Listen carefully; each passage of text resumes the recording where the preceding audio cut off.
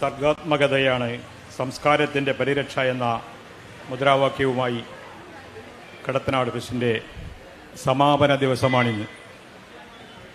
ഈ സെഷനിൽ മാതൃഭാഷയും സാമൂഹിക വികസനവും എന്ന വിഷയമാണ്, അത് സംബന്ധിച്ച സംവാദമാണ് ഇവിടെ നടക്കുക.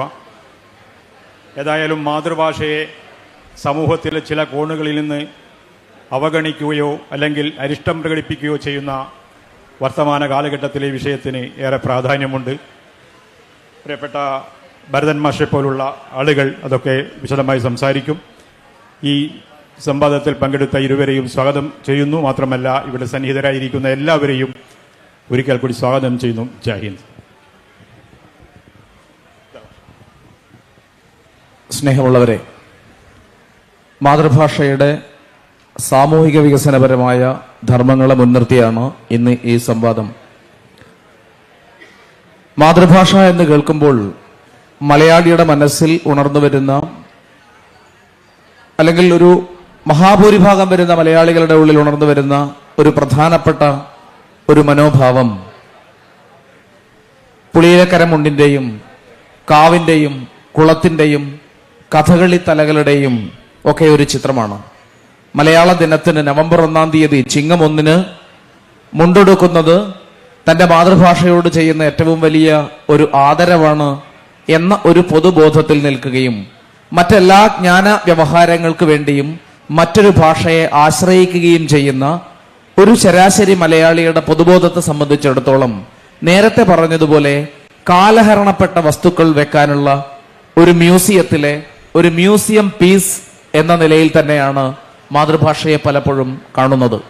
ഈ സഹസ്രാബ്ദത്തിന്റെ ആരംഭത്തിൽ മലയാളത്തിൽ എഴുതപ്പെട്ട ഭാഷാ സംബന്ധിയായ ലേഖനങ്ങളിൽ, കവിതകളിൽ, കഥകളിലൊക്കെയും തന്നെ ഇങ്ങനെ മരിച്ചുകൊണ്ടിരിക്കുന്ന ഒരു മലയാളത്തെ സംബന്ധിക്കുന്ന വലിയ ആകുലതകൾ, വേദനകൾ, വേവലാതികൾ തുടങ്ങിയവയൊക്കെ നാം പങ്കുവച്ചിട്ടുണ്ട്. എന്നാൽ ഇന്ന് അത് മാറുന്നു. എങ്ങനെയാണ് മലയാളത്തിന്റെ ഈ തലത്തെ, അല്ലെങ്കിൽ ഒരു വിധാനത്തെ ശുഭാപ്തി വിശ്വാസത്തിന്റെയും അതിജീവനത്തിന്റെയും ഒരിടത്തിലേക്ക് നമുക്ക് തിരിച്ച് പ്രതിഷ്ഠിക്കാനായത് എന്നത് സംബന്ധിച്ച് നമുക്ക് തുടങ്ങാം എന്ന് തോന്നുന്നു. പക്ഷേ ഷിജു സൂചിപ്പിച്ചതുപോലെ കുറച്ചു കാലം മുമ്പ് വരെ മാതൃഭാഷ എന്ന് പറയുന്നത്, മലയാളം എന്ന് പറയുന്നത് ഗൃഹാതുരത ഉണർത്തുന്ന ചിലതാണ്, തിരിച്ചു പോകാനോ പഴമയെ നിലനിർത്താനോ വേണ്ടിയുള്ളതാണ് എന്ന ഒരു ധാരണയായിരുന്നു പലതരം പ്രവർത്തനങ്ങളും നമ്മുടെ ചുറ്റിലും നടന്നുകൊണ്ടിരുന്നത്. എന്നാൽ ഇന്ന് അങ്ങനെയല്ല. കേരളത്തിൽ മാത്രമല്ല, ലോകത്തെമ്പാടും ഭാഷയെക്കുറിച്ച്, മാതൃഭാഷയെക്കുറിച്ചുള്ള അക്കാദമികവും ആക്ടിവിസത്തിൽ അധിഷ്ഠിതവുമായിട്ടുള്ള കാഴ്ചപ്പാടുകളെല്ലാം അടിമുടി മാറിത്തീർന്നിരിക്കുന്ന ഒരു സന്ദർഭത്തിലാണ് നമ്മൾ ഇന്ന് ഈ വിഷയം ചർച്ചയ്ക്കെടുക്കുന്നത്. യുനെസ്കോയുടെ തന്നെ ചില പഠനങ്ങൾ സൂചിപ്പിക്കുന്നത് ലോകത്ത് 6700ഓളം ഭാഷകളുള്ളതിൽ പകുതിയിലധികവും നാശത്തിന്റെ വക്കിലാണ് എന്നാണ്. 2100 ആകുമ്പോഴേക്ക് ഇന്നുള്ളതിൻ്റെ 1/3 ഭാഷകൾ മാത്രമേ അതിജീവിക്കുകയുള്ളൂ എന്നൊക്കെയുള്ള തരത്തിലുള്ള പല തരത്തിൽ വ്യത്യസ്തങ്ങളായ കണക്കുകൾ വന്നുകൊണ്ടിരിക്കുകയാണ്. ഭാഷ എന്താണ് എന്ന ചോദ്യത്തിന് ജർമ്മൻ ചിന്തകനായ ഹൈഡഗറിനെ പോലെയൊക്കെയുള്ള ആളുകൾ ഭാഷ എന്ന് പറയുന്നത് ജീവിത ഭവനമാണ്, നാം ജീവിക്കുന്ന നമ്മുടെ ജീവിതത്തിൻ്റെ ഇടമാണ് ഭാഷ എന്ന തരത്തിലുള്ള നിർവചനങ്ങൾ കൊണ്ടുവന്നിട്ടുണ്ട്. വായയുടെ പൂവാണ് ഭാഷ എന്ന തരത്തിലുള്ള നിർവചനങ്ങൾ ഉണ്ടായിട്ടുണ്ട്. ജീവിത ഭവനം എന്നുള്ള നിലയ്ക്ക് നമ്മൾ ഭാഷയെ സമീപിച്ചു കഴിഞ്ഞാൽ നാം ജീവിക്കുന്നത് ഭാഷയിലാണ്, നാം ലോകത്തെ ഉണ്ടാക്കുന്നത് ഭാഷയിലാണ്. കാരണം നമ്മൾ ലോകത്തിലുള്ള എല്ലാ കാര്യങ്ങളും അറിയുന്നത് ഭാഷയിലൂടെയാണ്. നമ്മൾ ഓരോരുത്തരും അവരവരെ കുറിച്ച് ഞാൻ എന്ന ബോധം ഉണ്ടാക്കുന്നത് പോലും ഭാഷയിലൂടെയാണ്. ഞാൻ എന്ന് പറയുന്ന നമ്മുടെ തന്നെ ഒരു ബോധ നിർമ്മിതി എന്ന് പറയുന്നത് വാസ്തവത്തിൽ ഭാഷയിൽ അധിഷ്ഠിതമായിട്ടുള്ള ഒന്നാണ്. അതുകൊണ്ട് മനുഷ്യൻ എന്ന് പറയുന്നത്, ലോകം എന്ന് പറയുന്നത് ഒരു ഭാഷാ നിർമ്മിതിയാണ് എന്ന് വരുന്നു. അങ്ങനെ വരുമ്പോൾ ലോകത്തെ നിർമ്മിക്കുന്നതിനുള്ള, ഭാഷയെ നിർമ്മിക്കുന്നതിനുള്ള ഒരു ഉപകരണം കൂടിയാണ് ഭാഷ എന്ന് വരുന്നു. അതുകൊണ്ടാണ് ഭാഷയെ കീഴടക്കിയാൽ ഒരു സമൂഹത്തെ കീഴടക്കാൻ സാധിക്കും എന്ന് ലോകചരിത്രം മുഴുവൻ തെളിയിച്ചിട്ടുള്ളത്. എൻഗൂഗിയുടെ പഠനം, മനസ്സിന്റെ അപകോളനീകരണം എന്ന് പറയുന്ന പഠനം എങ്ങനെയാണ് ഭാഷയിലൂടെ കോളനി രാജ്യങ്ങളെ അടിമകളാക്കി വെച്ചിട്ടുള്ളത് എന്ന് ആഫ്രിക്കൻ രാജ്യങ്ങളിൽ മാത്രമല്ല ഇന്ത്യ ഉൾപ്പെടെയുള്ള രാജ്യങ്ങളിൽ അതെങ്ങനെയാണ് പ്രായോഗികമായത് എന്ന് നമുക്ക് മനസ്സിലാക്കാൻ സാധിക്കും. അപ്പൊ അതുകൊണ്ട് ഇത്രമേൽ രാഷ്ട്രീയ പ്രയോഗത്തിനുള്ള ഒരു ഉപകരണമാണ് ഭാഷ എന്നുള്ളത് കൊണ്ട് ഭാഷയെ നമുക്ക് ഇങ്ങനെ ഗൃഹാതുരത്വപരമായി സമീപിക്കാൻ കഴിയുകയില്ല. അതൊരു മൂലധനമാണ്. ഭാഷയുടെ വൈവിധ്യങ്ങൾ ഇല്ലാതായി പോകുന്നു എന്നുള്ളതിനെ നമുക്ക് അതൊരു യാദൃച്ഛികമായിട്ടുള്ള ഭാഷാ മരണമായിട്ട്, ഭാഷാ നഷ്ടമായിട്ട് ഇന്ന് കാണാൻ സാധിക്കുകയില്ല. ആഫ്രിക്കൻ ഭാഷയിലൊക്കെ ധാരാളം പഠനങ്ങൾ, സ്കട്നാബ് കാങ്കാസിനെ പോലെയുള്ള ആളുകളുടെ പഠനങ്ങളൊക്കെ ഉണ്ടായിട്ടുണ്ട്. അവരൊക്കെ പറയുന്നത് ഭാഷാ മരണമല്ല, ഭാഷാ വംശഹത്യയാണ്. എന്തുകൊണ്ടാണ് നിലവിൽ ഈ തരത്തിലുള്ള ഭാഷാ വംശഹത്യകൾ ഉണ്ടായിത്തീരുന്നത്? ഒരു ഭാഷ ഇല്ലാതാകുമ്പോൾ എന്തൊക്കെയാണ് ഇല്ലാതായിത്തീരുന്നത്? ഒരു ഭാഷ ഇല്ലാതാകുമ്പോൾ ഒരു ജനതയുടെ ചരിത്രം, സംസ്കാരം, പരിസ്ഥിതി ഇതൊക്കെ ഇല്ലാതാവുകയാണ് വാസ്തവത്തിൽ. ഇപ്പൊ തൊട്ടു മുമ്പത്തെ സെഷനിൽ ടീച്ചർ പറഞ്ഞ് കൂട്ടത്തിൽ സൂചിപ്പിച്ചിട്ടുള്ള വളരെ പ്രധാനപ്പെട്ടിട്ടുള്ള ഒരു കാര്യം, കലയെ മനസ്സിലാക്കണം എന്നുണ്ടെങ്കിൽ ആ കലയുടെ ഭാഷ, ആ ഭാഷ രൂപപ്പെടുന്ന ഒരു ഭാഷയിൽ പ്രവർത്തിക്കുന്ന ഒരു ശൃംഖലാബന്ധമുണ്ട്. ആ ശൃംഖലാബന്ധത്തെ മനസ്സിലാക്കുമ്പോൾ മാത്രമേ കലയുടെ ഭാഷയെ മനസ്സിലാക്കാൻ സാധിക്കുകയുള്ളൂ എന്ന് പറയുകയുണ്ടായി. അതുകൊണ്ടാണ് കലാചരിത്രം പ്രധാനമാകുന്നത് എന്നും പറയുകയുണ്ടായി. വാസ്തവത്തിൽ എന്നാൽ അങ്ങനെയൊന്നും സാധ്യമല്ലാത്ത കലയുടെ ആവിഷ്കാരത്തിന് നിർബന്ധിതമാകുന്ന ഒരു കാലമാണ് എന്നും സൂചിപ്പിക്കുകയുണ്ടായി. ഇത് വാസ്തവത്തിൽ കലയെ സംബന്ധിച്ചോ കലയുടെ ഭാഷയെ സംബന്ധിച്ചോ ഉള്ളത് മാത്രമല്ല, ലോകത്തെല്ലായിടത്തുമുള്ള മനുഷ്യരുടെ ഭാഷയെ കൂടി സംബന്ധിക്കുന്ന ഒരു വിഷയമാണ് എന്നാണ്. അത് ആണ് ലോകത്ത് നിലനിൽക്കുന്ന പ്രത്യയശാസ്ത്രം എന്ന് പറയുന്നത്. കലയിലും കലയുടെ ഭാഷയിലും മാത്രമല്ല, സാഹിത്യത്തിലും മാത്രമല്ല, സാധാരണ മനുഷ്യർ അവരെ നിർമ്മിക്കാൻ വേണ്ടി, അവരുടെ ലോകത്തെ നിർമ്മിക്കാൻ വേണ്ടി, അവരുടെ ജീവിതത്തെ നിർമ്മിക്കാൻ വേണ്ടി ഉപയോഗിക്കുന്ന ഭാഷയിൽ പോലും ഇത് പ്രവർത്തിക്കുന്നു എന്നുള്ളതാണ്.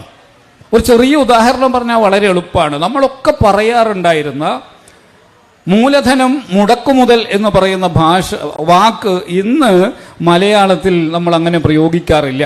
പകരം നമ്മൾ ഉപയോഗിക്കുന്ന വാക്ക് ഓഹരി എന്നുള്ളതാണ്. വിപണി എന്ന് പറയുന്നത് പുതിയ രീതിയിൽ മാറിത്തീരുന്ന സന്ദർഭത്തിൽ, മൂലധനത്തിന് പുതിയ ശൃംഖലാബന്ധങ്ങൾ തീരുന്ന സന്ദർഭത്തിൽ ഭാഷ എങ്ങനെയാണ് ചൂഷണം എന്ന് പറയുന്ന ഒന്നിനെ, ചൂഷണത്തിന്റെ സാന്നിധ്യമോ അതിൻ്റെ അർത്ഥഛായയോ ഉള്ള വാക്കിനെ ഒളിപ്പിച്ചു നിർത്തിക്കൊണ്ട് മുതലും മുടക്കുമുതലും ഇല്ലാത്ത ആളുകൾക്ക് വളരെ നിർഗുണം എന്ന് തോന്നിപ്പിക്കുന്ന മട്ടിൽ ഉള്ള ഓഹരി എന്ന ഒരു വാക്കുകൊണ്ട് അതിനെ പകരം വെക്കാൻ സാധിക്കുന്നത് എങ്ങനെയാണ് എന്ന് നമുക്ക് കാണാൻ സാധിക്കും. അതുകൊണ്ട് ഭാഷ എന്ന് പറയുന്നത് ഈ രീതിയിലൊക്കെ മനുഷ്യരെ നിർണയിക്കുന്ന ഒന്നാണ്. അതുകൊണ്ട് അവിടെ ഈ ശൃംഖലാബന്ധം ആവശ്യമില്ല. കവിത ടീച്ചർ സൂചിപ്പിച്ചതുപോലെ മാതൃഭാഷയിലാണ് ഒരു ജനതയുടെ ജീവിതത്തെ സംബന്ധിക്കുന്ന സകലമാന ശൃംഖലാബന്ധങ്ങളും അതിൻ്റെ പൂർണ്ണതയിൽ പ്രവർത്തിക്കുന്നത്. മലയാളത്തിലാണ് മലയാളിയുടെ പരിസ്ഥിതി ഏറ്റവും അഗാധമായി അടയാളപ്പെട്ട് കിടക്കുന്നത്. വേറെ ഒരു ഭാഷയിലും, മലയാളത്തിന് പകരം നമ്മൾ ഉപയോഗിക്കുന്ന ഒരു ഭാഷയിലും മലയാളിയുടെ പരിസ്ഥിതി ഈ മട്ടിൽ അടയാളപ്പെടുത്തിയിട്ടില്ല. മലയാള സർവകലാശാലയിൽ ലിജിഷ AT എന്ന് പറയുന്ന ഒരു വിദ്യാർത്ഥിനി, ഭാഷാശാസ്ത്ര വിദ്യാർത്ഥിനി, ഒരു PhD പ്രബന്ധം സമർപ്പിച്ചിട്ടുണ്ട്. ഒരു കൊല്ലം മുമ്പാണ്. ഗോത്രഭാഷകളെ കുറിച്ചുള്ളതാണ് പഠനം. ഗോത്രഭാഷയിൽ ചെടികൾക്ക് പേരിടുന്നത് അവർ അവിടുത്തെ ജീവജാലങ്ങൾക്ക് പേരിടുന്നത്, പക്ഷികൾക്ക് പേരിടുന്നത് ഒക്കെ എങ്ങനെയാണ് എന്ന് ഒരു പക്ഷിയുടെ അതിൻ്റെ തലയിലെ പൂവിൻ്റെ നിറത്തെ അടിസ്ഥാനമാക്കി, അത് ഉണ്ടാക്കുന്ന കരച്ചിലിൻ്റെ ശബ്ദത്തെ അടിസ്ഥാനമാക്കി, ഒരു ചെടിയുടെ ഏതെങ്കിലും സ്വഭാവത്തെയോ അല്ലെങ്കിൽ അതിൻ്റെ ഔഷധ ഗുണത്തെയോ മുൻനിർത്തി ഇങ്ങനെ പ്രകൃതിയിൽ അവർ കാണുന്ന, അവർ നിരീക്ഷിക്കുന്ന, അവരനുഭവിച്ചറിയുന്ന അതിസൂക്ഷ്മമായിട്ടുള്ള സവിശേഷതകളെ മുൻനിർത്തി ചെടികൾക്കും ജീവജാലങ്ങൾക്കും അവർ പേരിടുകയും അതിനെ അവർ ഭാഷയിലേക്ക് ചേർത്ത് വെക്കുകയും ചെയ്യുമ്പോൾ ആ ഭാഷയ്ക്കുള്ളിൽ വാസ്തവത്തിൽ അവരുടെ പാരിസ്ഥിതികമായ അനുഭവം, അവരുടെ പാരിസ്ഥിതികമായ വിജ്ഞാനം, ഇതിൻ്റെ അടരുകൾ കൂടി ചേർന്നാണ് അവരുടെ ഭാഷ രൂപപ്പെടുകയും നിലനിൽക്കുകയും ചെയ്യുന്നത് എന്നാണ് ഞാൻ പറഞ്ഞത്. ഏത് ജനതയെ സംബന്ധിച്ചും അവരുടെ മാതൃഭാഷ എന്ന് പറയുന്നത്, ആ മാതൃഭാഷയിൽ ആണ് ആ സന്ദർഭങ്ങളുടെയും നവോത്ഥാന സമരങ്ങളാകട്ടെ, ഇവിടെ ജന്മിത്ത വിരുദ്ധ സമരങ്ങളാകട്ടെ, ദേശീയ പ്രസ്ഥാന സമരങ്ങളാകട്ടെ, എല്ലാ സമരത്തിൻ്റെയും നിർണായകമായ മുദ്രാവാക്യങ്ങൾ ഇംഗ്ലീഷിലും ഹിന്ദിയിലോ അല്ല, മലയാളത്തിലാണ് ഉള്ളത് എന്നാണ്. അതിൻ്റെ അർത്ഥം മലയാളിയുടെ ഈ തരം അനുഭവങ്ങൾ, സാമൂഹ്യമായിട്ടുള്ള അനുഭവങ്ങൾ ഈ ഭാഷയിലാണ് രേഖപ്പെട്ടിരിക്കുന്നത് എന്നാണ്. അതുകൊണ്ട് ഒരു ജനതയെ എങ്ങനെയാണ് രൂപപ്പെടുത്തിയിരിക്കുന്നത്, ആ ജനതയുടെ ഹൗസ് ഓഫ് ബീയിങ് എന്ന് ഹൈഡഗർ പറഞ്ഞ അവരുടെ ജീവിത ഭവനം ആണ് അവരുടെ ഭാഷ.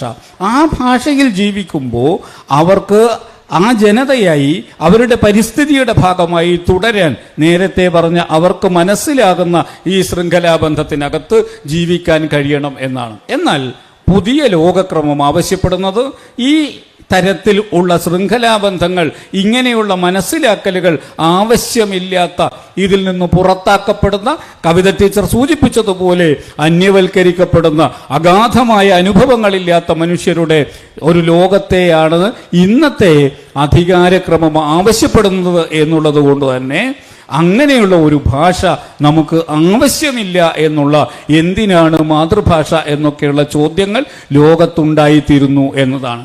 ഈ രാഷ്ട്രീയത്തെ മാതൃഭാഷ തിരിച്ചറിയുന്നു എന്നുള്ളിടത്താണ് ഷിജു പറഞ്ഞ മാതൃഭാഷയെ കുറിച്ചിട്ടുള്ള നമ്മുടെ പഴയകാല സമീപനവും പുതിയ കാല സമീപനവും വ്യത്യസ്തമായി തീരുന്നത്.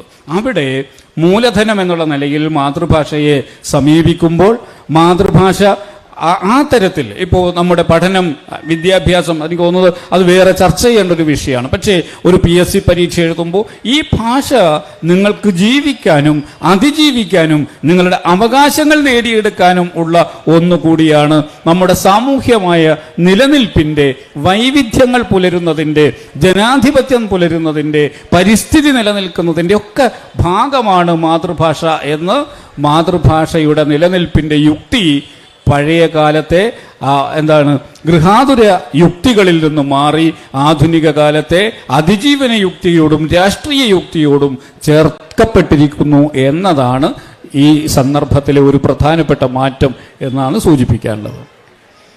ലോകത്തെ വികസിത രാജ്യങ്ങളെ മുഴുവൻ എടുത്തു നോക്കിയാൽ ആ വികസിത രാജ്യങ്ങളെല്ലാം തന്നെ സ്വഭാഷയിൽ, മാതൃഭാഷയിൽ വിദ്യാഭ്യാസവും, മാതൃഭാഷയിൽ തന്നെ വികസന പ്രവർത്തനങ്ങളും, മാതൃഭാഷയിൽ തന്നെ നീതിന്യായ വ്യവസ്ഥകളും പ്രവർത്തിക്കുന്ന സമൂഹങ്ങളാണ് എന്നുകൂടി കാണാം. ഇതാരും അധികം നമ്മുടെ പലതരം സ്റ്റാറ്റിസ്റ്റിക്സ് നമ്മുടെ കയ്യിലുണ്ടെങ്കിലും ഈ സ്റ്റാറ്റിസ്റ്റിക്സ് നമ്മളോട് ആരും പറയാറില്ല. ജപ്പാനിലൊരു വിദ്യാർത്ഥി സാങ്കേതിക വിദ്യ പഠിക്കുന്നത് ജാപ്പാനീസ് ഭാഷയിലാണ്. ചൈനയിലൊരു വിദ്യാർത്ഥി മെഡിക്കൽ സയൻസ് പഠിക്കുന്നത് ചൈനീസ് ഭാഷയിലാണ്. യൂറോപ്യൻ രാജ്യങ്ങളിലെല്ലാം അവരുടെ മാതൃഭാഷകളിലാണ് വിദ്യാഭ്യാസമായാലും നീതിന്യായ വ്യവസ്ഥയായാലും രാജ്യത്തിന്റെ വികസനമായാലും എല്ലാം നിർവഹിക്കുന്നത്. ജനസംഖ്യയുടെ കണക്കെടുത്ത് നോക്കുകയാണെങ്കിൽ കേരള ജനസംഖ്യയുടെ 10% പോലും ഇല്ലാത്ത ഇംഗ്ലണ്ട് എന്ന് പറയുന്നത്, ഒരുപക്ഷെ ലോകത്തെ ഇന്ന് ഏറ്റവും കൂടുതൽ ഈ തരത്തിൽ പ്രാമുഖ്യം ലഭിച്ചുകൊണ്ടിരിക്കുന്ന ഇംഗ്ലീഷ് എന്ന ഭാഷയുടെ മാതൃഭാഷയായ ബ്രിട്ടന്റെ ഉള്ളിലുള്ള വെയിൽസ് എന്ന റിപ്പബ്ലിക്കിൽ എന്ന പ്രവിശ്യയിൽ അവരുടെ വെൽഷ് എന്ന ഭാഷയിൽ ഏതാനും ലക്ഷങ്ങൾ മാത്രം ജനസംഖ്യയുള്ള ആ ഭാഷയിൽ അവിടെ PhD വരെ പൂർത്തീകരിക്കാവുന്ന സർവകലാശാല സംവിധാനങ്ങളുണ്ട്. വെൽഷ് ഭാഷയിൽ പ്രവർത്തിക്കുന്ന കോടതികൾ ഉണ്ട്.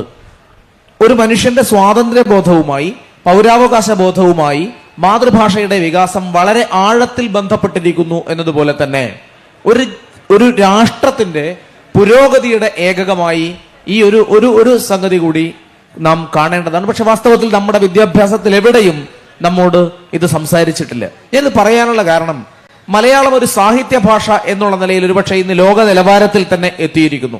മലയാളത്തിലെ ഫിക്ഷൻ റൈറ്റിങ്ങിനെ കുറിച്ച് മലയാളത്തിലെ നിരൂപകരെല്ലാം തലകുലുക്കി സമ്മതിക്കുന്ന ഒരു കാര്യം, ലോകത്തെ ഇന്ന് ഇറങ്ങുന്ന വിധത്തിലുള്ള ഒരു ഭാവുകത്വ പരിസരത്തെ സ്വാംശീകരിക്കാൻ നമ്മുടെ കഥാലോകത്തിന് സാധിക്കുന്നുണ്ട്, കവിതയുടെ ലോകത്തിന് സാധിക്കുന്നുണ്ട്. പക്ഷെ ഈ മലയാളം, ഇങ്ങനെ ലോകത്തെ ഏറ്റവും ആധുനികമായ സാഹിത്യ പ്രവണതകളെ സ്വാംശീകരിക്കാൻ സാധിക്കുന്ന ഈ മലയാളം ഒരു നീറ്റ് പരീക്ഷ എഴുതാനോ KS പരീക്ഷ എഴുതാനോ അല്ലെങ്കിൽ സോഷ്യൽ സയൻസിലെ ഒരു PhD അവതരിപ്പിക്കാനോ സയൻസ് പഠിക്കാനോ കൊള്ളാവുന്ന ഒരു ഭാഷയാണ് എന്ന് മലയാളികളിൽ പോലും മഹാഭൂരിപക്ഷത്തിനും ബോധ്യമില്ല എന്നുള്ളത് കൂടി ഇതിന്റെ മറ്റൊരു വിപര്യമാണ്. എങ്ങനെയാണ് ഈ ഒരു അവസ്ഥയെ മറികടക്കാൻ, അല്ലെങ്കിൽ ഇത് ഏത് വിധത്തിലാണ്, പ്രത്യേകിച്ച് മലയാള സർവകലാശാലയിൽ പ്രവർത്തിക്കുന്ന ഒരു അധ്യാപകൻ, അതിന്റെ രജിസ്ട്രാർ പദവിയിൽ ഇരിക്കുന്ന ഒരാൾ എന്നുള്ള നിലയിൽ മലയാള സർവകലാശാല വിഭാവനം ചെയ്യപ്പെടുന്നത് ഒരു വിജ്ഞാന ഭാഷ എന്നുള്ള നിലയിൽ കൂടി മലയാളത്തെ സങ്കല്പിച്ചുകൊണ്ടാണ്. അത് സംബന്ധിച്ച്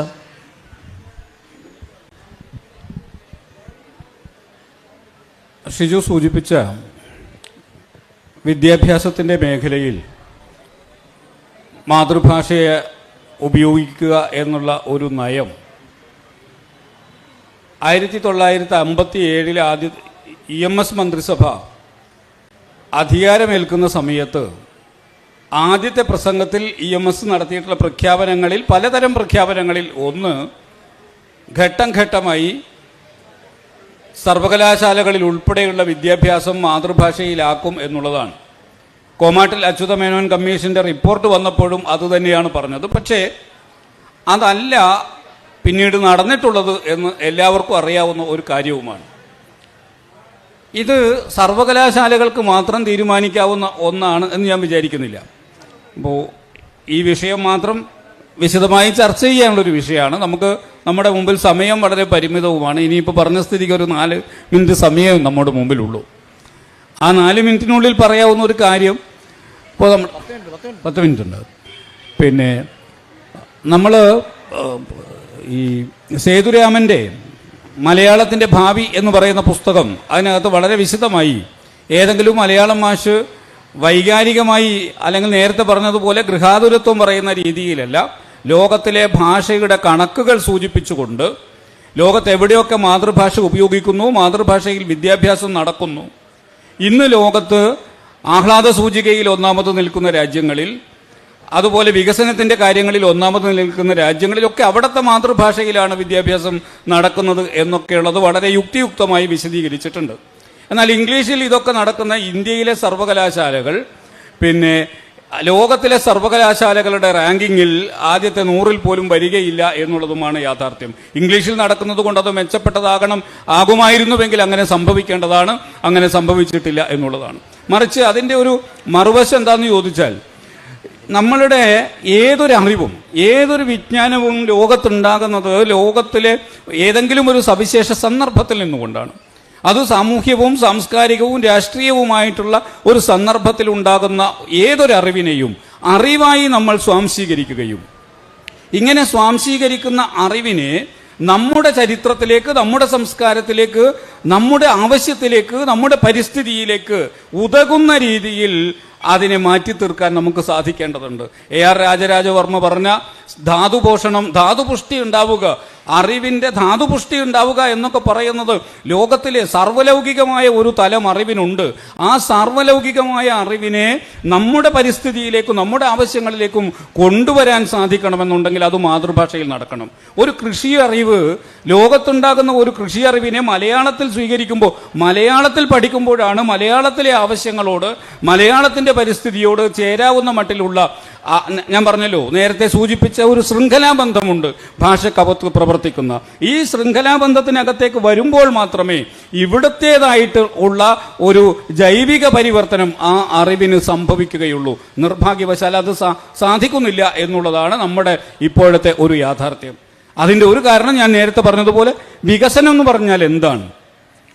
ഇന്ന് ലോകത്ത് നിലനിൽക്കുന്ന വികസന സങ്കല്പം, ആഗോളതയുടെ രാഷ്ട്രീയം, ഈ ഒരു പൊതുരാഷ്ട്രീയത്തോട് ചേർന്ന് നിന്നുകൊണ്ടാണ് ഇന്ത്യക്കകത്തെ വിദ്യാഭ്യാസമായാലും ഇന്ത്യയിലെ പൊതു മനസ്സായാലും പ്രവർത്തിച്ചുകൊണ്ടിരിക്കുന്നത് എന്നുള്ളതാണ്. അത് മാറാത്തിടത്തോളം കാലം ഇതിനെ മാറ്റാൻ സാധിക്കുമെന്ന് ഞാൻ വിചാരിക്കുന്നില്ല. അതിനകത്ത് ആ പരിമിതികൾ നിലനിൽക്കെ തന്നെ നമുക്ക് ചെയ്യാവുന്ന ഒരു കാര്യം എന്താണ്?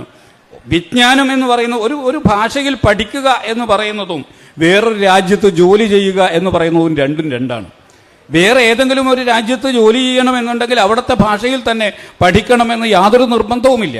അതേസമയം ഇംഗ്ലീഷ് പോലുള്ള ഭാഷ ലോകത്തെവിടെയും ഒരു ബന്ധഭാഷ എന്ന നിലയിൽ നമ്മൾ അറിഞ്ഞിരിക്കേണ്ടതും പഠിച്ചിരിക്കേണ്ടതുമാണ് എന്ന കാര്യത്തിൽ യാതൊരു തർക്കവുമില്ല. ഈ ഒരു രീതി ഇപ്പൊ ഇവിടെ ഫിസിക്സ് പഠിക്കുന്ന ഒരു കുട്ടി നമ്മൾ പിണ്ഡം അത് ഈ വിജ്ഞാന ഭാഷയെക്കുറിച്ച് ചർച്ച ചെയ്യുമ്പോൾ വളരെ പ്രധാനമാണ്. ഇപ്പോൾ ഭാഷാ ഇൻസ്റ്റിറ്റ്യൂട്ടൊക്കെ നമ്മൾ മലയാളത്തിൽ വിജ്ഞാനം രൂപീകരിക്കാൻ വേണ്ടി അതിനുവേണ്ടി സാങ്കേതിക പദം നിർമ്മിക്കാൻ വേണ്ടിയൊക്കെ ഉണ്ടായ സ്ഥാപനമാണ്. പക്ഷെ ഒരു ഘട്ടത്തിൽ ഇതെല്ലാം സംസ്കൃതത്തിലാക്കിയാൽ മാത്രമേ അറിവാവുകയുള്ളൂ എന്നും ആ രീതിയിലുള്ള അവിടെയൊക്കെ നേരത്തെ ഞാൻ പറഞ്ഞു ഇത് ഇപ്പോൾ ഈ വേദിയിൽ മാതൃഭാഷയിൽ മാത്രമായിട്ട് നടക്കുന്ന ഒരു ചർച്ചയല്ല. നേരത്തെ മധുമാഷ് പറഞ്ഞിടത്തും കവിത ടീച്ചർ പറഞ്ഞിടത്തിൻ്റെ ഒക്കെ തുടർച്ച തന്നെയാണ് വാസ്തവത്തിൽ. ജനങ്ങളുടെ ഇന്നലെ സണ്ണിയം കവിക്കാട് പറഞ്ഞതൊക്കെയായി ബന്ധപ്പെടുന്നതാണ്. ജനങ്ങളുടെ ഭാഷയിലേക്ക് ആ അറിവിനെ സാങ്കേതിക പദാവലിയെ കൊണ്ടുവരാൻ സാധിക്കണം. അങ്ങനെ കൊണ്ടുവരണമെങ്കിൽ നമുക്ക് ആ രീതിയിലുള്ള ഒരു തുടർച്ചയും അത്തരത്തിലുള്ള പരിശ്രമങ്ങളും ഉണ്ടാകേണ്ടിയിരിക്കുന്നു. അപ്പോഴും മലയാളത്തിന് ഭാഷാകൗടലീയത്തിന് ആദ്യത്തെ വിവർത്തനം ഉണ്ടായത് പിന്നെ ഇപ്പോഴും ആളുകൾ ആശ്രയിക്കുന്ന പ്രധാനപ്പെട്ട ആദ്യകാലത്തെ വിവർത്തനം എന്ന് പറയുന്നത് മലയാളത്തിലാണ്. ഭാഷാകൗടലീയത്തിനല്ല, കൗടലീയത്തിന്, അർത്ഥശാസ്ത്രത്തിന് ഭാഷാകൗടലീയം എന്ന് പറയുന്ന വിവർത്തനമാണ്. മലയാളം അതിന് പര്യാപ്തമായിരുന്നു എന്നുള്ളതിന്റെ തെളിവാണത്. എത്രയോ സംസ്കൃത ഗ്രന്ഥങ്ങൾക്ക്, വൈദ്യശാസ്ത്ര ഗ്രന്ഥങ്ങൾക്കൊക്കെ മലയാളത്തിൽ വിവർത്തനങ്ങൾ ഉണ്ടായിട്ടുണ്ട്. കാറൽ മാർക്സിന്റെ ജീവചരിത്രം ഇന്ത്യൻ ഭാഷകളിൽ ഏറ്റവും ആദ്യം എഴുതിയിട്ടുള്ളത് മലയാളത്തിലാണ്. ഞാൻ പറയുന്നത് മലയാളത്തിൽ ആ രീതിയിൽ ലോക വൈജ്ഞാനികതയെ, ലോകത്തിന്റെ അനുഭവങ്ങളെയൊക്കെ സ്വാംശീകരിക്കാനും ആവിഷ്കരിക്കാനും ഒക്കെയുള്ള ശേഷി ഉണ്ട് എന്നുള്ളതിന് നമുക്ക് വലിയ ഉദാഹരണങ്ങൾ, നിരവധി ഉദാഹരണങ്ങൾ നമ്മുടെ മുമ്പിൽ ഉണ്ട്. എന്നാൽ ഇപ്പോഴും അത് പ്രാവർത്തികമാക്കുന്നതിന് വേണ്ടിയുള്ള ഫലപ്രദമായ സംവിധാനങ്ങൾ, ഇച്ഛാശക്തിയോടുകൂടിയുള്ള ഇടപെടലുകൾ ആ മേഖലയിൽ ഉണ്ടാകുന്നില്ല. ഇപ്പോൾ വിജ്ഞാനകൃതികളൊക്കെ എത്രയോ മലയാളത്തിൽ വിവർത്തനം ചെയ്യപ്പെട്ടുകൊണ്ടിരിക്കുന്നുണ്ട്. അതിന്റെ ഉദാഹരണം എന്ന് പറയുന്നത് മറ്റൊരു ഒരു ഭാഗത്തെ കാഴ്ച എന്ന് പറയുന്നത്, ഇപ്പൊ ചൈനീസ് ഭാഷയിൽ കമ്പ്യൂട്ടർ ഉണ്ടാക്കിയത് കൊണ്ടോ ചൈനീസ് ഭാഷയിൽ റോക്കറ്റ് വിക്ഷേപണത്തിന്റെ എല്ലാ കാര്യങ്ങളും ചെയ്യുന്നത് കൊണ്ടോ അതൊന്നും പ്രവർത്തിക്കാതാകുന്നില്ല. അറിവും ഭാഷയും തമ്മിലുള്ള ബന്ധം അത്രത്തോളമേ ഉള്ളൂ എന്നാണ്. ഒരു ഏക ലോക ഭാഷ അല്ല നമുക്ക് ആവശ്യമായിട്ടുള്ളത്. ഇവിടെ കൊടുത്തിരിക്കുന്ന ഈ തലവാചകം സൂചിപ്പിക്കുന്നത് പോലെ ജനാധിപത്യവും വൈവിധ്യവും ഉണ്ടാകണമെങ്കിൽ അതിനകത്ത് പരിസ്ഥിതിക്ക് അതിജീവിക്കാൻ സാധിക്കണമെന്നുണ്ടെങ്കിൽ ഈ വൈവിധ്യം ആവശ്യമാണ്. ആ വൈവിധ്യം തുടരണം എന്നുണ്ടെങ്കിൽ പിന്നെ മലയാളത്തിൽ നമുക്ക് ജ്ഞാനനിർമ്മിതി ഉണ്ടാക്കാനും കൂടി സാധിക്കേണ്ടതുണ്ട് എന്നാണ്. അത് ഫലപ്രദമായ സംവിധാനങ്ങളിലൂടെ ഇച്ഛാശക്തിയോടെ നടപ്പിലാക്കാൻ സാധിക്കണം എന്നുള്ളതും കൂടിയാണ്. ഞാൻ ഇനി സമയം ഉണ്ടാവില്ല എന്നുള്ളതുകൊണ്ട് ഒറ്റ കാര്യം കൂടി പറഞ്ഞ് അവസാനിപ്പിക്കും. അത് നമ്മൾ ഇങ്ങനെയൊക്കെ പറയുമ്പോഴും മലയാളം അത്ര ശേഷിയില്ലാത്ത ഭാഷയല്ല. മലയാളത്തിന് ഇവിടുത്തെ ഈ പ്രസിദ്ധീകരണങ്ങൾ നോക്കിയാൽ, മലയാളത്തിൽ ഉണ്ടാകുന്ന സിനിമകൾ നോക്കിയാൽ, മലയാളത്തിലെ കലാവ്യവസായങ്ങൾ നോക്കിയാൽ, ഇതെല്ലാം നോക്കിയാൽ മലയാള ഭാഷയെ നമ്മൾ ഒരു വിഭവമായി ഉപയോഗിച്ചുകൊണ്ട് പ്രതിവർഷം ഒരു 600-700 കോടിയിലധികം രൂപയുടെ വരുമാനം ഉണ്ടാകുന്നുണ്ട് എന്നുള്ളത് ആ മണ്ഡലത്തിലുള്ള കണക്ക് മാത്രം നമ്മൾ നോക്കിയാൽ മനസ്സിലാകും. അതുകൊണ്ട് പ്രതിദിനം 1 കോടിയിലധികത്തിൽ, 1 കോടി എന്നൊക്കെ ഉള്ളത് വളരെ നിസ്സാരമായിട്ട് പറയാണ്, കൃത്യമായ കണക്കല്ല.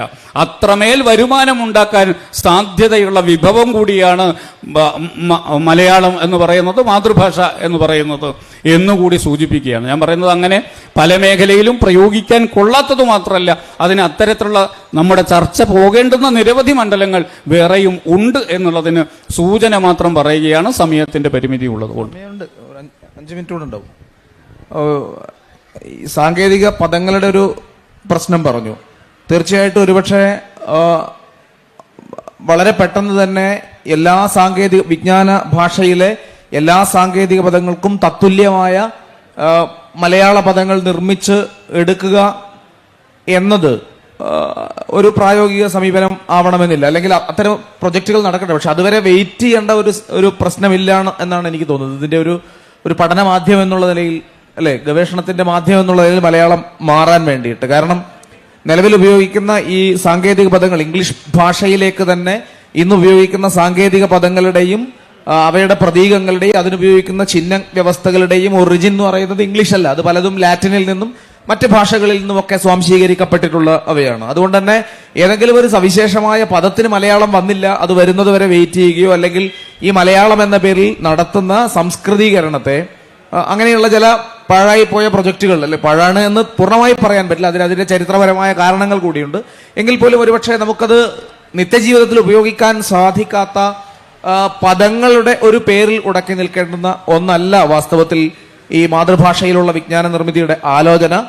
സാങ്കേതിക പദങ്ങൾ ഏതുമാവട്ടെ, പക്ഷെ അവയെ പരസ്പരം ബന്ധിപ്പിക്കുന്ന ആ ആശയത്തെ ഏറ്റവും ഫലപ്രദമായി വിനിമയം ചെയ്യാൻ സാധിക്കുന്ന ഒരു ഉപാധി എന്നുള്ള നിലയിൽ, അതിന്റെ ഏറ്റവും പ്രധാനപ്പെട്ട ഒരു സ്രോതസ് എന്നുള്ള നിലയിൽ മാതൃഭാഷയെ വിഭാവനം ചെയ്യുന്ന ഒരു സമീപനം കൂടിയായിരിക്കും കരണീയം എന്ന് വിചാരിക്കുന്നു. അതോടൊപ്പം തന്നെ വ്യക്തമാകേണ്ട മറ്റ് ഒരു കാര്യം, മലയാളം എന്ന് പറയുമ്പോൾ നമുക്കറിയാം ഏത് ഒരു ഭാഷയിലും ആധുനികമായ ഒരു ജീവിതത്തിന്റെ വിനിമയത്തിന് വേണ്ടിയാണ് നാം ഒരു അച്ചടി ഭാഷയെ അല്ലെങ്കിൽ ഒരു വരമൊഴിയെ ഒക്കെ വികസിപ്പിച്ചു വരുന്നത്. എല്ലാ ഭാഷകളിലും പ്രാദേശിക ഭേദങ്ങളും ഉണ്ട്, മലയാളത്തിനും അതുണ്ട്. മലയാളത്തിന്റെ പ്രാദേശിക ഭേദങ്ങൾ നമുക്ക് തൊട്ടറിയാവുന്ന ഒന്നാണ്. എന്നാൽ കേരളത്തെ സംബന്ധിച്ചിടത്തോളം ഇന്ത്യയിലെ മറ്റ് സംസ്ഥാനങ്ങളെ അപേക്ഷിച്ച് വലിയൊരു വിഭാഗം ജനതയുടെ ഭാഷയാണ് മലയാളം എന്ന് പറയുമ്പോഴും തമിഴും കന്നഡയും സംസാരിക്കുന്ന ഭാഷാ ന്യൂനപക്ഷങ്ങൾ ഈ ദേശത്ത് ജീവിക്കുന്നുണ്ട്, കാസർഗോഡും പാലക്കാട് കൊല്ലം പോലെയുള്ള ഇടങ്ങളിൽ.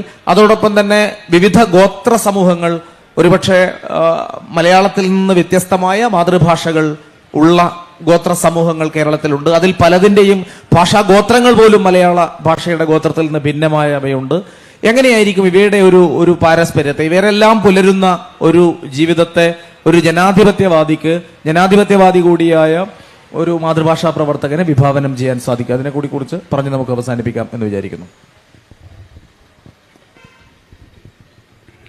കേരളത്തെ സംബന്ധിച്ച് ഇപ്പോൾ ഷിജു സൂചിപ്പിച്ചതുപോലെ ഈ പറഞ്ഞ ഭാഷകളെല്ലാം കേരളത്തിൻ്റെ മാതൃഭാഷയാണ്. ലോകത്ത് പകുതിയോളം ഭാഷകൾ ലിപിയില്ലാത്തതോ ഇപ്പോൾ ഇന്റർനെറ്റ് പോലെയുള്ള അല്ലെങ്കിൽ നവമാധ്യമങ്ങളിലേക്കോ ഒന്നും പ്രവേശനം ലഭിച്ചിട്ടില്ലാത്ത ഭാഷകളും ആണ്. അപ്പോഴും ആ ഭാഷകളെല്ലാം ഞാൻ തുടക്കത്തിൽ സൂചിപ്പിച്ചതുപോലെ അതത് ഭാഷണ സമൂഹത്തിൻ്റെ ചരിത്രം അവരെ ആന്തരികമായി ഒരുമിപ്പിച്ച് നിർത്തുന്ന ഉപാധിയായിട്ട് പ്രവർത്തിക്കുന്നതും ആണ്. ഒരു ജനാധിപത്യ സമൂഹത്തെ സംബന്ധിച്ച് അതിലുള്ള എല്ലാ സമൂഹങ്ങളും, അത് ന്യൂനപക്ഷമായാലും ഭൂരിപക്ഷമായാലും, അവരുടെ എല്ലാം അവകാശങ്ങൾ ഒരേപോലെ സംരക്ഷിക്കപ്പെടുന്നതാണ് ഒരു ജനാധിപത്യ വ്യവസ്ഥ എന്ന് പറയുന്നത്. അത്തരമൊരു വ്യവസ്ഥയിൽ എല്ലാ ജനതയുടെയും മാതൃഭാഷയ്ക്ക് തുല്യമായ പ്രാധാന്യം ലഭിക്കേണ്ടതാണ് എന്ന് തന്നെയാണ് ഷിജുവിനോട് ചേർന്ന് നിന്നുകൊണ്ട് എനിക്കും പറയാനുള്ളത്. കേരളത്തെ സംബന്ധിച്ച് മലയാളം എന്ന് പറയുന്നത് 96% ആളുകൾ സംസാരിക്കുന്ന ഭാഷയാണ്. ലോകത്ത് ജനസംഖ്യയുടെ അടിസ്ഥാനത്തിൽ 0.5% വരുന്ന ഈ ആളുകളുടെ ഭാഷ ലോകഭാഷയിൽ ഏതാണ്ട് 26-നും 31-നും ഇടക്ക് അടയാളപ്പെടുത്തപ്പെട്ട ഭാഷയുമാണ്. അത് തന്നെ ഒരു വലിയ അത്ഭുതമാണ്. ഞാൻ പറയുന്നത് അതിലൊക്കെ ഒരുപാട് സാധ്യതകൾ മലയാളത്തിന് ഉണ്ട് എന്നുള്ളതാണ്. എന്നാൽ അങ്ങനെ അടയാളപ്പെടുന്നതല്ല നമ്മുടെ പല ഗോത്രഭാഷകളും. പക്ഷെ ആ ഗോത്രഭാഷകളിൽ അതത് ഗോത്രങ്ങൾ ജീവിച്ചതിൻ്റെ സംസ്കാരത്തിൻ്റെ അടയാളങ്ങൾ ഉണ്ട് താനും. ഇപ്പോൾ കേരളത്തിലെ ചില ഗോത്രഭാഷകളിലെങ്കിലും ലിപിയില്ലാത്ത ഭാഷകൾക്ക് ലിപി ഉണ്ടാക്കാനും അങ്ങനെ ലിപി ഉണ്ടാക്കിയിട്ട് അല്ലെങ്കിൽ മലയാളത്തിൽ തന്നെ അവരുടെ ഭാഷയ്ക്ക് പാഠപുസ്തകം ഉണ്ടാക്കാനും ഒക്കെയുള്ള ശ്രമങ്ങൾ നടക്കുന്നുണ്ട്. ചില ഗോത്രഭാഷകൾക്കെങ്കിലും അത്തരത്തിലുള്ള പാഠപുസ്തകങ്ങൾ LP ക്ലാസ്സുകളിലേക്കെങ്കിലും ഉണ്ടാക്കുകയും ചെയ്തിട്ടുണ്ട്. ഞാൻ പറയുന്നത് ഇത് പടിപടിയായി എല്ലാ ഗോത്രഭാഷകൾക്കും അവരുടെ വിദ്യാലയങ്ങളിൽ ഉണ്ടാവേണ്ടതുമാണ്. അങ്ങനെ ഉണ്ടാകുമ്പോഴും അവിടെ ഒരു പ്രശ്നം കൂടിയുണ്ട്. അങ്ങനെ ഉണ്ടായി വരുമ്പോഴും നേരത്തെ ഷിജു സൂചിപ്പിച്ച നമ്മുടെ ഈ സാങ്കേതിക പദാവലി എന്ന് പറയുന്നത്. സാങ്കേതിക പദാവലിക്ക് സംസ്കൃത ജടിലമായിട്ടുള്ള സാങ്കേതിക പദാവലി അല്ല നമുക്ക് വേണ്ടത്. മലയാളത്തിൽ എല്ലാ ആളുകൾക്കും ബോധ്യമാകുന്ന തരത്തിൽ ഉള്ള, അതേസമയം ജോർജ് മാഷൊക്കെ ഇരിക്കുന്നുണ്ട്. സാങ്കേതിക പദാവലി എന്ന് പറയുന്നത് ആ അർത്ഥത്തിൽ അതിന് ചില കൃത്യതയുണ്ടാകണം, അത് സംബന്ധിച്ചിട്ടുള്ള അതിൻ്റെ ശാസ്ത്രീയ വശങ്ങളൊക്കെ ഉണ്ട്. അതൊക്കെ സാധ്യമാക്കിക്കൊണ്ട് തന്നെയുള്ള, അപ്പോൾ നമുക്ക് തിളനില എന്നൊക്കെയുള്ള വാക്കൊക്കെ പിന്നീട് ഉണ്ടായല്ലോ, നമ്മളൊക്കെ ക്വഥനാംഗം എന്ന് പറഞ്ഞതാണ്. അപ്പം നമുക്ക് ആ നിലയിൽ സാങ്കേതിക പദാവലികൾ ഉണ്ടാക്കിയെടുക്കാൻ സാധിക്കണം.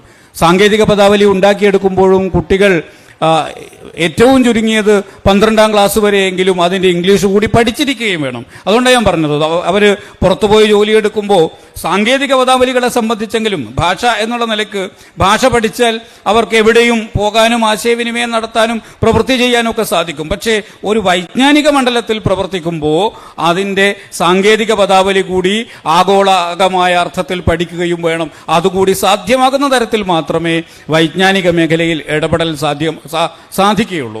അപ്പോൾ ഗോത്രഭാഷകൾക്ക് ലിപി ഉണ്ടാക്കി അതിനെ കൂടി നമ്മുടെ പാഠ്യപദ്ധതിയിലേക്ക് കൊണ്ടുവരുമ്പോൾ അല്ലെങ്കിൽ പാഠ്യപദ്ധതിയിലേക്ക് മാത്രമല്ല, ഒരു ഗവൺമെന്റിന്റെ പൊതുസമൂഹത്തിന്റെ എല്ലാത്തരം ഇടപെടലുകളിലേക്കും അതിനുകൂടി പ്രവേശനമുണ്ടാക്കുമ്പോൾ അവിടെയും ഇതേപോലെയുള്ള ഒരു സമീപനം സാങ്കേതിക പദാവലികളിൽ മാനക ഭാഷയോട് അല്ലെങ്കിൽ ആഗോളകമായ ഭാഷയോട് ചേർന്ന് നിൽക്കുന്ന പദങ്ങളും കൂടി പരിചിതമാകുന്ന മട്ടിൽ മാത്രമേ അതിനെ കൈകാര്യം ചെയ്യാൻ സാധിക്കുകയുള്ളൂ എന്നാണ്. ഒരേ സമയം അതിനെ അംഗീകരിക്കുകയും ആ ഭാഷയെയും ആ ഭാഷാ സമൂഹത്തെയും അംഗീകരിക്കുകയും അതിനെ രാഷ്ട്രശരീരത്തോട് ചേർത്ത് വെക്കുകയും ചെയ്യുകയും അതോടൊപ്പം തന്നെ അതിന് അതിജീവനത്തിനുള്ള സാധ്യത ഉണ്ടാക്കിക്കൊണ്ടും ഉള്ള ദ്വിമുഖമായിട്ടുള്ള ഒരു സമീപനമായിരിക്കും ഈ കാര്യത്തിൽ ആരോഗ്യകരമായിട്ടുള്ളത് എന്നാണ് എനിക്ക് തോന്നുന്നത്. തീർച്ചയായും വളരെ അർത്ഥപൂർണമായ ഒരു സംവാദം എന്നുള്ള നിലയിൽ അല്ലെങ്കിൽ ഒരു അവതരണം എന്നുള്ള നിലയിൽ ഏതെങ്കിലും തരത്തിലുള്ള ഗൃഹാതുരത്വത്തിന്റെയോ അല്ലെങ്കിൽ കേവലം സാഹിത്യ കേന്ദ്രിതമായ ആലോചനകളുടെയോ പരിധിയിലല്ല, മറിച്ച് ഒരു ജനതയുടെ ജീവിതത്തിന്റെ സർവ്വവിധ അതിജീവന തലങ്ങളെയും സ്പർശിക്കുന്ന ഒരു ഉപാധി എന്നുള്ള നിലയിൽ മാതൃഭാഷയെ കാണേണ്ടതുണ്ട് എന്നും ഇംഗ്ലീഷ് അടക്കമുള്ള ഏത് ഭാഷയുമായുള്ള സമ്പർക്കത്തോടും ഒരു സങ്കുചിത മനോഭാവവും വേണ്ടതില്ല എന്നുള്ളതും, അതേ സന്ദർഭത്തിൽ ഒരു ജനതയുടെ ജനാധിപത്യപരമായ അതിജീവനത്തിന്റെയും അന്തസ്സിന്റെയും അഭിമാനത്തിന്റെയും പ്രശ്നമായി മാതൃഭാഷ നിൽക്കുന്നു എന്നുള്ളതും, അതേ സന്ദർഭത്തിൽ ഒരു സമൂഹം എന്നുള്ള നിലയിൽ മലയാളികൾ കേരളത്തിലെ ഇതര ഭാഷകളോട്, പ്രത്യേകിച്ച് ഗോത്രഭാഷകളോട് പുലർത്തേണ്ടുന്ന ജനാധിപത്യപരമായ സമീപനത്തിന്റെ അടിയന്തര പ്രാധാന്യത്തെയും സൂചിപ്പിച്ചുകൊണ്ട് ഈ സംവാദം സമയപരിമിതി കൊണ്ട് ഇവിടെ അവസാനിക്കുന്നു. ഭരതൻ മാഷക്ക് നന്ദി. ഒപ്പം ഈ സദസ്സിൽ ഇത്രയും നേരം ഞങ്ങളെ ശ്രമിച്ച മുഴുവൻ ആളുകൾക്കും നന്ദി രേഖപ്പെടുത്തുന്നു. ഈ സെഷന് നന്ദി രേഖപ്പെടുത്താൻ വേണ്ടി രഞ്ജിത് ലാൽ MT ക്ഷണിക്കുന്നു.